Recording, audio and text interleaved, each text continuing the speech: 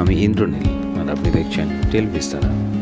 আজ আমরা ফিরে যাচ্ছি 90-এর দশকের কলকাতায়, একটা শহর যার রং ছিল একটু মলিন, কিন্তু স্মৃতিগুলো ছিল একদম রঙিন।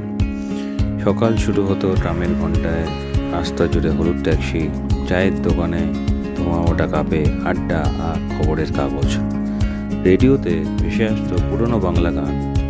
স্কুল ব্যাগ কাঁধে, ছোট ছোট পা, সরু গলি দিয়ে হাঁটতো ধীরে ধীরে একটা শান্ত ধীর শহর।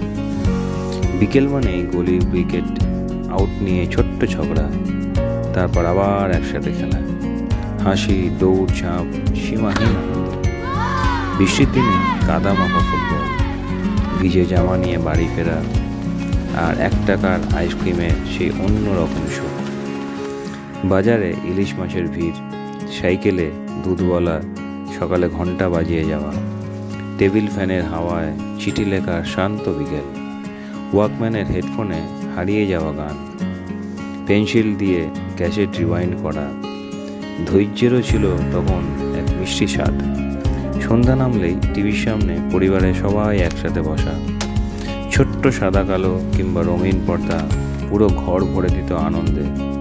হঠাৎ লোডশেডিং, চারিদিক অন্ধকার, মোমবাতির আলোয় গল্প, নরম হাওয়ায় দুলতে থাকা শিকা, ছাদের ওপর অ্যান্টেনা, ঘুড়ি ওড়ানো দুপুর, রাত নামলে মাদুর পেতে শুয়ে তারাগুলো গোনা।